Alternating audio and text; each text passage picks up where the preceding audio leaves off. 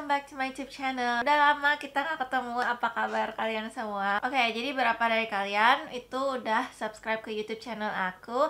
Mungkin kalian notice kalau aku udah lama gak bikin video lagi, karena aku memang sibuk banget, super sibuk belakangan ini. Kayaknya banyak gitu yang harus dikerjain, apalagi di pekerjaan saya itu bener-bener sibuk banget deh gitu. Tapi bagi kalian yang memang gak pernah subscribe dan gak pernah nonton video di channel ini, welcome to my YouTube channel. Selamat datang dan semoga kalian suka. Oke, jadi hari ini kita mau ngomongin soal proses membeli rumah. Nah, ini adalah proses yang paling akurat dan paling terdetail yang akan saya buat. Jadi awal-awal ketika saya mau beli rumah itu kayaknya saya kan coba cari vlognya atau cari videonya dari YouTubers lain. Saya ketemu beberapa, tapi penjelasannya itu sangat tidak detail. Jadi dia cuma ngomongin ya secara keseluruhan inilah prosesnya, tapi mereka nggak begitu yang ngomongin detailnya itu kayak gimana membeli rumah, apalagi terutama dengan KPR itu prosesnya sangat berbelit-belit. Dan kalau bisa saya bikin video yang detail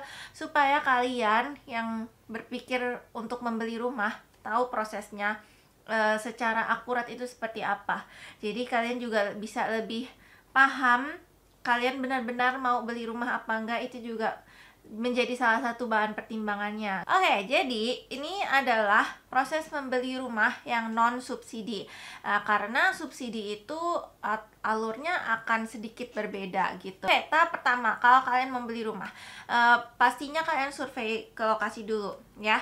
Jadi kan misalnya lihat nih iklannya di IG atau di mana gitu, kalian tertarik, lalu kalian harus datang untuk survei lokasinya, rumahnya seperti apa, kan dia pasti minimal ada rumah contoh. Jadi ini saran aja ya, kalau misalnya yang kalian mau beli itu rumah yang di di tanah gitu, itu sebisa mungkin kalian jangan cuma lihat marketnya itu kayak miniaturnya itu. Nanti kalau misalnya ada developer yang bilang, oh kita belum punya rumah contoh, kita cuma punya gambar sama miniaturnya, itu kalian mendingan hati-hati.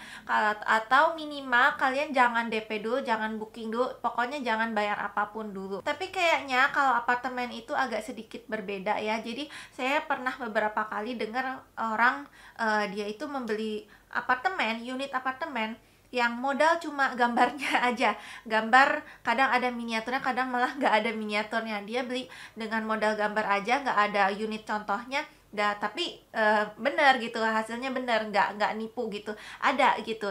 Tapi kalau saran saya sih ya, mendingan cari developer yang memang sudah membuat unit contoh atau rumah contohnya gitu, baru kalian lebih percaya untuk membeli atau tidak. Saya sarankan kalian survei beberapa properti. Jadi misalnya nih, kalian suka sama properti A dari developer A yang di situ gitu, kalian harus kalian biarpun suka, kalian harus tetap gua harus lihat yang lain dulu, oke? Nah, jadi kalian lihat yang lain, kalian lihat, baru kalian pilih yang mana yang paling cocok menurut kalian. Nah, ketika kalian survei itu, kalian harus tanya ke agen dan salesnya secara detail banget. Jadi contohnya booking fee-nya berapa, DP-nya minimal berapa, DP-nya bisa dicicil apa enggak, terus bank yang bekerja sama itu bank apa aja. Karena menurut saya untuk membeli rumah itu sebenarnya banknya itu lumayan penting ya, karena yang biayai, apalagi kalau kalian mau pakai KPR itu, banknya itulah yang membeli rumahnya untuk Anda gitu. Jadi sebenarnya menanyakan bank kerjasamanya apa aja itu lumayan penting, karena ada beberapa bank yang kalau misalnya dia tidak bekerja sama dengan developernya, dia nggak mau membiayai rumah Anda, dia nggak mau memberikan Anda KPR untuk rumah tersebut. Jadi makanya kalian harus lumayan hati-hati dengan bank apa aja yang bekerja sama dengan developer tersebut. Kalian juga harus tanya kapan jadinya kapan. Kalau misalnya rumahnya inden, propertinya inden, itu jadinya kapan, estimasinya kapan. Dan kalau misalnya KPR-nya ditolak, apakah ada mekanisme tertentu dari si developer. Jadi mungkin ada beberapa developer dia bilang, oh kalau ditolak nggak bisa balik sama sekali uangnya, DP-nya, booking fee-nya.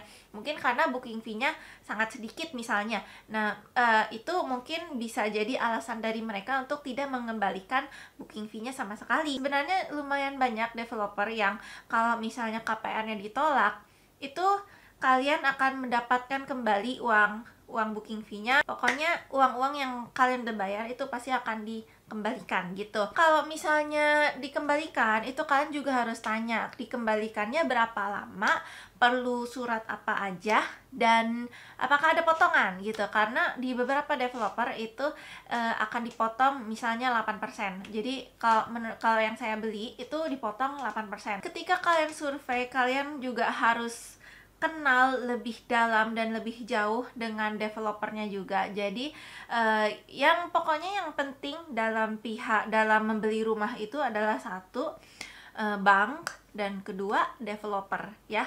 Jadi sebenarnya ini nggak urutan ya, dua-duanya itu sama-sama penting ya. Bank dan developer dua-duanya sama-sama penting. Jadi kalian harus benar-benar tahu bank yang bekerja sama ini ada apa aja, apakah mereka bank terpercaya atau nggak terpercaya. Terus yang kedua, developernya gimana, dia apakah ada properti lain yang mereka bikin. Jadi contoh nih, kalau misalnya mereka ada properti lain yang mereka bikin dan ternyata properti lain itu lagi bermasalah, mungkin lagi sengketa atau gimana, nah itu kalian harus cukup waspada karena bisa jadi itu kejadian di properti yang kalian mau beli gitu. Pokoknya kalian harus research dalam-dalam dua ini, bank sama developernya itu. Nah, kalau misalnya kalian udah survei, kalian merasa oh ini bagus banget, aku mau beli. Jadi tahap selanjutnya adalah membayar booking fee dan DP. Nah, booking fee-nya itu biasanya untuk pilih unit. Misalnya kalian mau pilih yang unit satu ini nih. Nah, kalian bayarlah booking fee. Biasanya itu tergantung sih, beda developer beda booking fee-nya. Kadang ada yang 2 juta, kadang ada yang 5 juta, kadang ada yang 10 juta. Tergantung sama harga propertinya juga. Kalau semakin mahal harga propertinya, maka semakin besar juga booking fee-nya. Jadi contoh mungkin kalau rumah yang harganya udah 1M lebih, itu mungkin udah bisa di atas 10 juta booking fee-nya. Nah, booking fee-nya itu adalah sebenarnya dipotong dari harga jualnya ya. Jadi kalau misalnya harga jualnya 1M, kalian bayar booking fee-nya 20 juta. Nah, itu berarti kalian istilahnya sudah membayar 20 juta dari 1M. Nah, itu booking fee. Lalu yang selanjutnya adalah bayar DP-nya. Nah, kadang ada beberapa developer yang memberikan promosi tanpa DP. Jadi DP 0 rupiah misalnya. Nah, itu ada, tapi ada juga banyak juga developer yang harus mewajibkan DP. Misalnya DP minimal 10%, 15%, 20%, sekali lagi tergantung sama developer. Kalau yang ini sangat-sangat tergantung ya. Jadi saran saya aja ya. Kalau misalnya kalian punya rezeki lebih, kalian punya duit lebih, saran saya adalah DP-nya itu dibesarkan semampu kalian. Jadi mungkin contohnya nih ya, kalian ternyata punya uang yang banyak dan kalian cukup untuk membayar DP sebesar 20% misalnya. Nah, itu sebaiknya kalian 20%, biarpun minimalnya ada 10% misalnya. Kalian lebih baik bayar 20% karena nanti akan saya jelaskan kalau KPR itu mahal banget. Jadi karena KPR itu dan bunganya itu kalian bisa membayar harga total rumah yang sebenarnya itu sangat jauh lebih mahal dibandingkan harga yang dikatakan oleh sales di developer properti tersebut gitu. Jadi contoh nih, harga jual misalnya di iklan, kalian lihat harga jualnya adalah 500 juta. Mungkin karena KPR itu kalian bisa jadi membayar hampir 2 kali lipat, yaitu mungkin sekitar 900 jutaan atau 800 jutaan.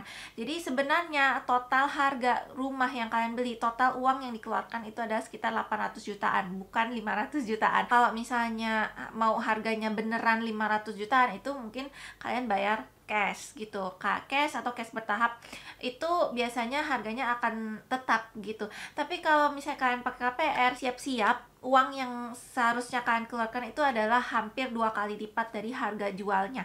Itu mungkin sesuatu yang harus kalian tahu tentang KPR. Nah, makanya sebisa mungkin kalian kalau punya rezeki lebih, DP-nya dibesarkan. Biarpun jauh melebihi minimal, kalian tetap harus gedein DP-nya gitu. Oke, nah itu kan untuk DP. Nah, DP-nya itu sendiri ada yang bisa dicicil, ada yang nggak bisa dicicil. Nah, kalau di kasus saya beli properti, itu bisa dicicil gitu. Jadi enaknya di situ dan nggak ada bunganya. Jadi benar-benar bisa dicicil, nggak ada bunganya. Untuk pembayaran kalau misalnya DP-nya cicilan, nah itu berarti kalian harus bayar setiap bulan. Nah, kalau di beberapa developer, saya kurang tahu untuk developer lain ya, karena saya nggak gitu banyak pengalaman. Tapi di developer saya itu dia itu sistemnya pakai virtual account. Nah, jadi virtual account itu nanti kalian tinggal ketik aja di m-banking atau mungkin di mesin ATM kalian gitu. Nah, nanti langsung terbayarkan dan itu setiap bulan harus dibayarkan. Nah, jadi dia itu mungkin baru buka pembayaran dari tanggal berapa ke berapa. Nah, itu kalian harus bayar di tanggal tersebut gitu. Sudah membayar booking fee, biasanya sebelum kalian bayar DP, itu akan diberikan surat. Kalau ini tergantung ya, soalnya saya pernah mendengar beberapa properti itu nggak ngasih surat ini dan saya juga kurang tahu kenapa. Tapi di kasus saya ada suratnya namanya PPJB. Itu saya lupa kepanjangannya apa. Perjanjian apa-apa jual beli gitu.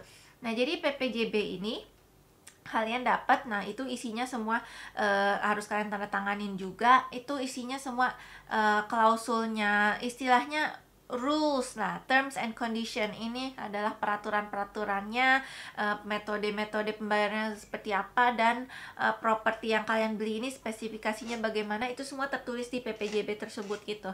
Nah, PPJB ini adalah sebenarnya surat yang mungkin katanya itu agak sementara ya sifatnya. Jadi sebenarnya yang harusnya kalian dapat itu AJB, akta jual beli. Nah, tapi masalahnya di beberapa properti yang sifatnya inden, yang mana propertinya, rumahnya atau apanya tuh nggak ready stock, itu makanya kalian dapatnya yang sementara, yaitu PPJB tersebut. Nah, jadi dia untuk selagi menunggu AJB, kan AJB-nya bisa lama gitu. Kadang kalau rumahnya inden itu mungkin bisa 2 tahun ya. Nah, jadi makanya sembari menunggu 2 tahun itu kalian dikasih yang namanya PPJB. Nah, tapi saya makanya mendengar kadang ada properti yang nggak kasih PPJB sama sekali, dia kasihnya surat yang lain yang saya juga nggak familiar.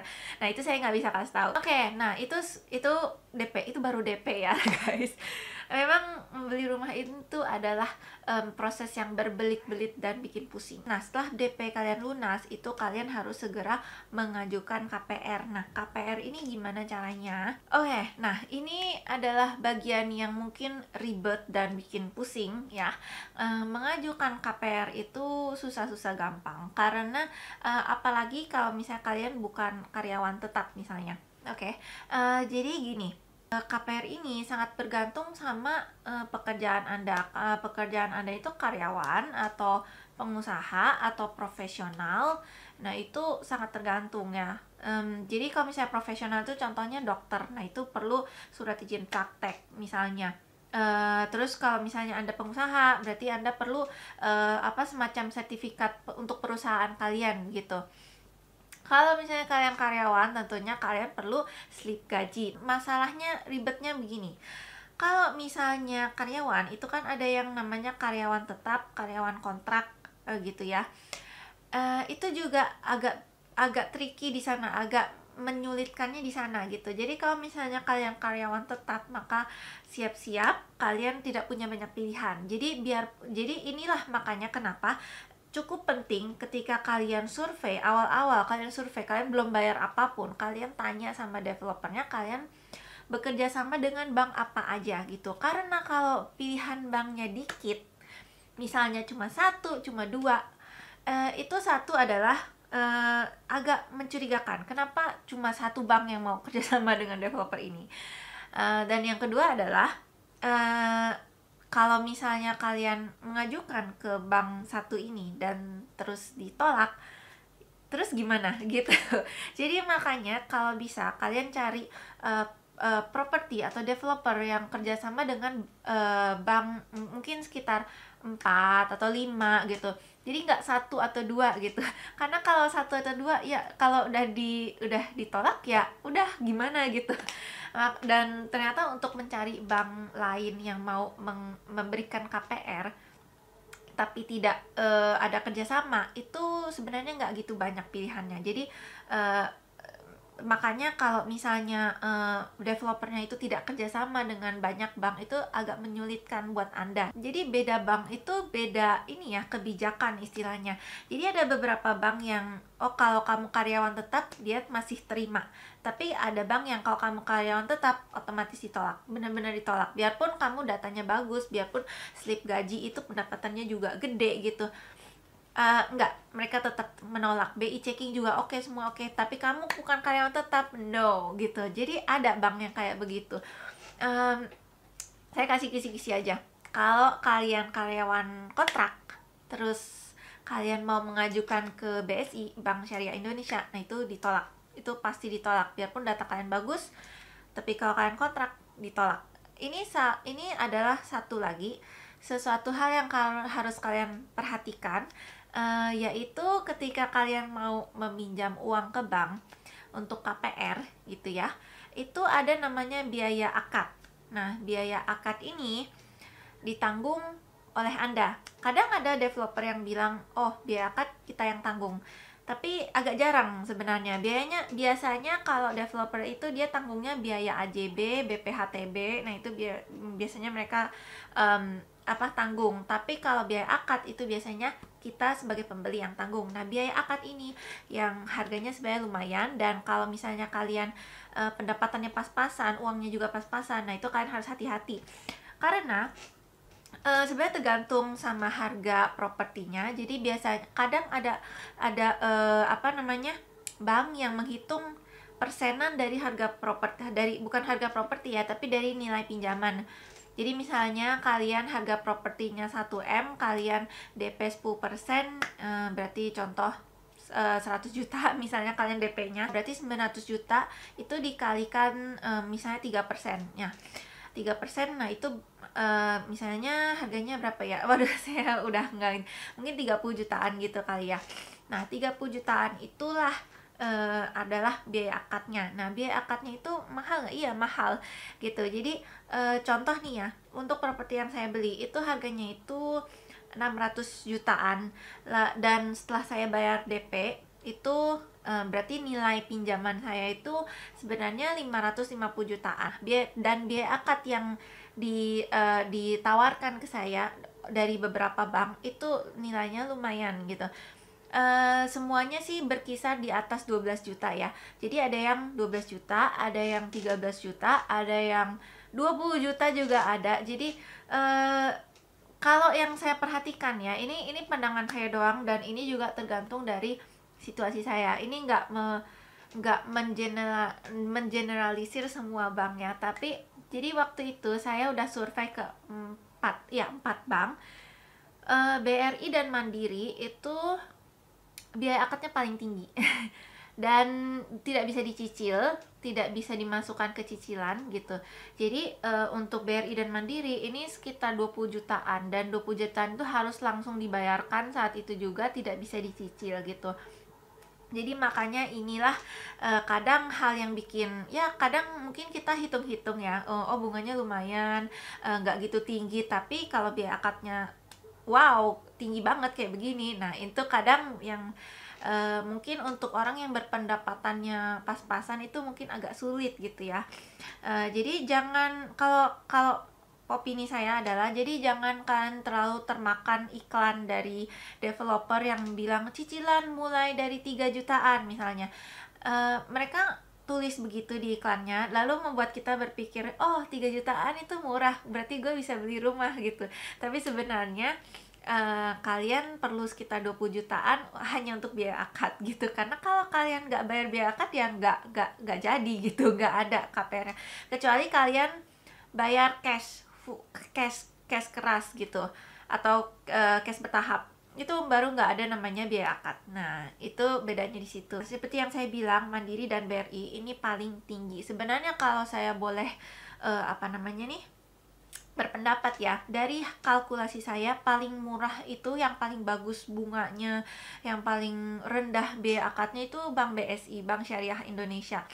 Bank BSI ini udah murah, biaya akadnya juga bisa dicicil gitu. Jadi itulah enaknya Bank BSI. Cuma yang tadi seperti saya singgung, Bank BSI ini agak sulit ya kalau misalnya pekerjaan kalian bukanlah karyawan tetap, itu sulit, itu pasti ditolak. Akhirnya yang saya ambil itu adalah Bank CIMB. Nah, CIMB Niaga. Itu kalau Bank CIMB Niaga ini sebenarnya sedikit lebih mahal dibandingkan BSI, tapi dia biaya akadnya bisa dicicil. Nah, itu pun cicilannya juga 0%. Nah, jadi makanya saya akhirnya memutuskan untuk mengambil Bank CIMB. Nah, sebenarnya ya kalau dari perhitungan saya, Mandiri sama BRI ini sebenarnya bunganya lumayan juga, lumayan tinggi juga gitu.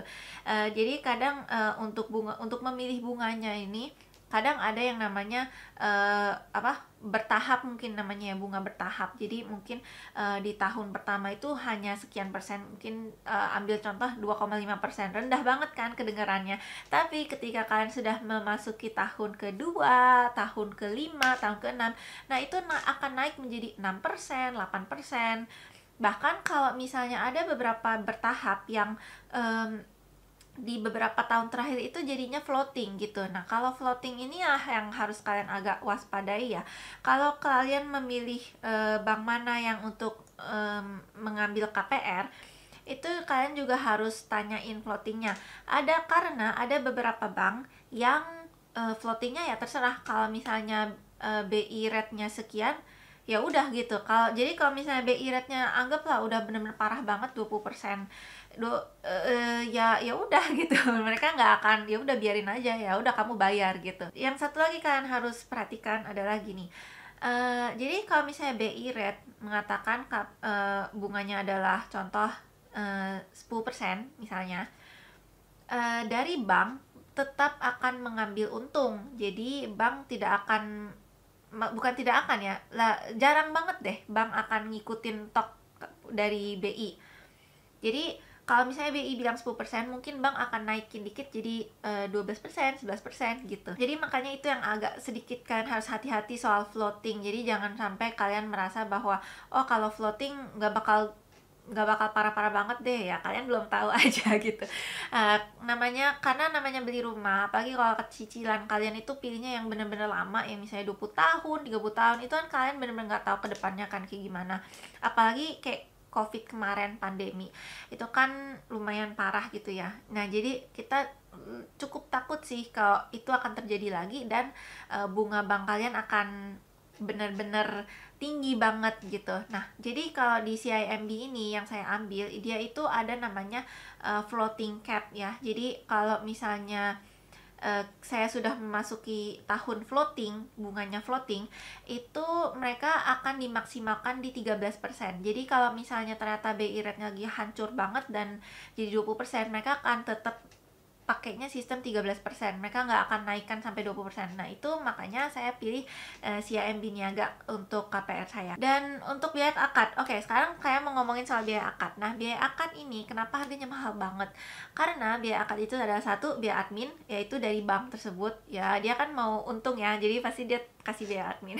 Biaya admin dari bank tersebut, dan setengah dari biaya akad adalah biaya asuransi. Nah, asuransi ini adalah asuransi kebakaran untuk properti kalian, asuransi jiwa untuk kalian, dan kadang asuransi jiwa ini udah dibundling sama asuransi kesehatan. Jadi tergantung ya banknya itu kerjasama sama apa, dan kalian pilih asuransinya yang mana.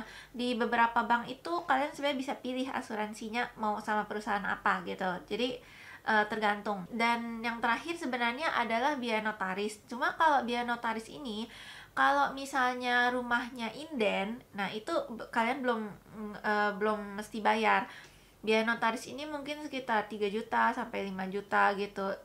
Sangat tergantung sih sebenarnya. Itu cuma range-nya saya.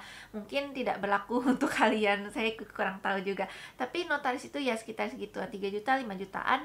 Dan itu untuk biaya notaris itu sebenarnya dibayarkan ketika serah terima kalau nggak salah ya, serah terima. Jadi makanya kalau kalian propertinya inden, kalian nggak usah khawatir soal apa biaya notaris dulu sih gitu, karena kalau kalian rumahnya udah jadi baru serah terima gitu. Oh ya, dan satu lagi yang saya mau tekankan juga adalah untuk rumah inden, sebenarnya banyak kasus mungkin yang dijanjikan oleh pihak developer adalah mungkin 12 bulan atau mungkin 24 bulan dari dari akad itu akan jadi rumahnya gitu, akan serah terima gitu. Tapi mungkin realitanya adalah tidak benar. Realitanya mungkin ternyata mereka molor, akhirnya rumahnya jadinya baru 3 tahun atau 4 tahun, entah kenapa, pokoknya jadinya lama banget.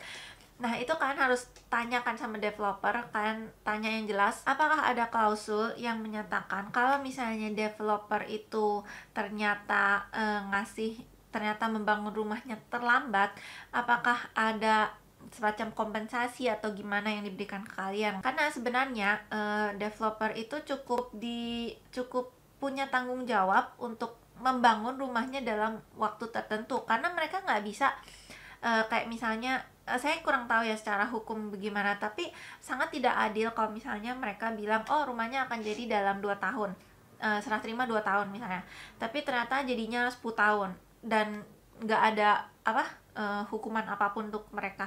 Itu sangat-sangat tidak adil. Jadi makanya kalian harus sebelum kalian tanda tangan PPJB tersebut, kalian harus tanya, oke, apakah ada klausul di mana kalau misalnya kalian terlambat untuk membangun rumahnya, maka saya akan dapat kompensasi. Itu kalian harus tanyakan, oke? Karena yang harus kalian perhatikan adalah begini, kadang ada developer yang bilang tanpa BI checking, tanpa DP, tanpa ini, pokoknya kedengarannya sangat-sangat menggiurkan, sangat-sangat murah, menggiurkan gitu.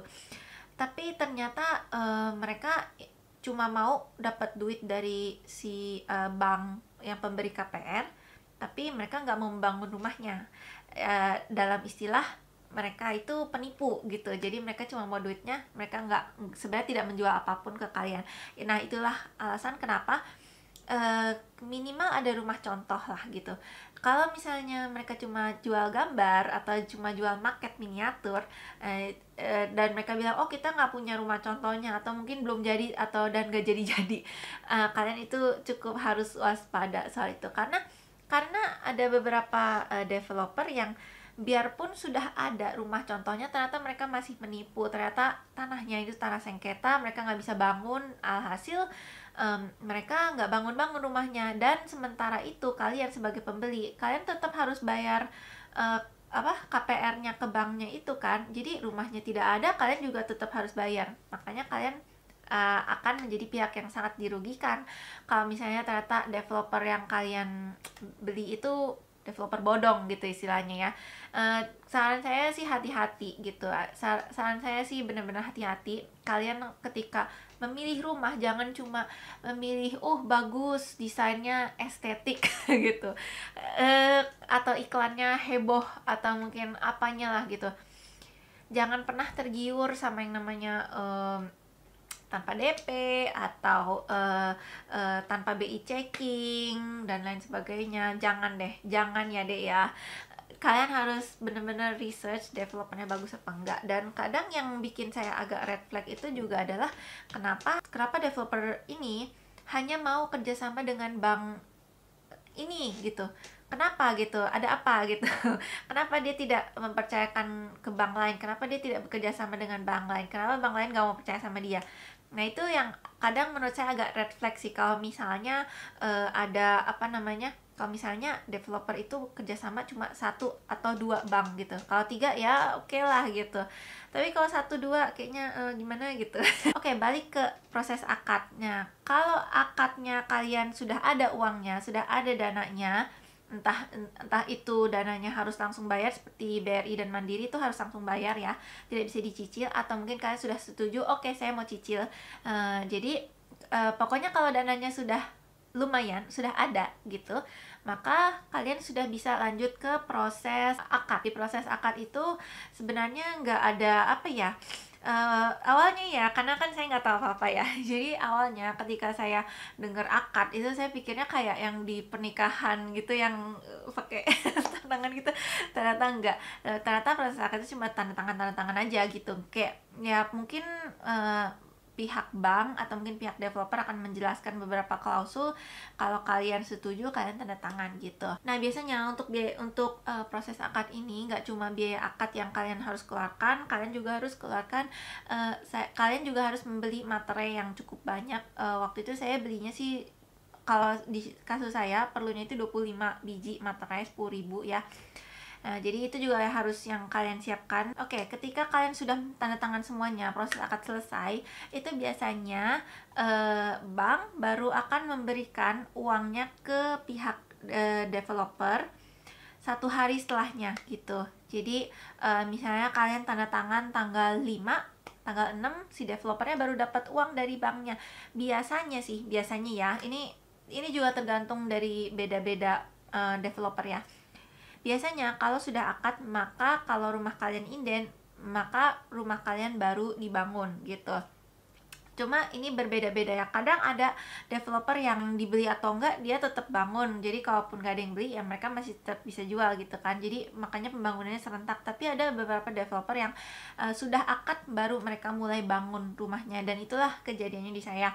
Jadi untuk saya udah paham dari awal nih bahwa ternyata pembangunan itu mulai ketika kita sudah akad. Jadi kalau belum akad ya kosong tanahnya, gak ada apa-apa gitu. Oke, setelah akad terus apa yang terjadi? Ya paling kalau misalnya rumahnya inden ya kalian tunggu sampai serah terima gitu ya. Mudah-mudahan kalian rezekinya lancar, jadi ketika serah terima itu udah lunas. Saya juga harapnya gitu sih, semoga saya bisa lunas lebih cepat. Kalau misalnya kalian ambil yang bertahap nih ya, KPR-nya yang bertahap, itu kalian bisa melunasi lebih cepat. Tapi kalau kalian ngambilnya yang fixed, yang dari tahun awal sampai akhir itu sama bunganya, nah itu kalian nggak bisa ngambil, kalian nggak bisa percepat gitu. Nah itu bedanya dari fix sama yang bertahap. Jadi kalian harus benar-benar mikir matang-matang mau yang mana. Oke, itulah proses membeli rumah. Semoga kalian dikasih rejeki untuk membeli rumah dan kalian bisa mendapatkan rumah idaman kalian. Kalau kalian punya pertanyaan soal beli rumah, saya bukan expertnya, tapi kalian bisa tulis di kolom komentar di bawah. Saya akan bantu jawab sebisa mungkin. Oke guys, thank you so much. Makasih banyak yang udah nonton. Semoga videonya bermanfaat dan sampai jumpa di video selanjutnya. Dadah!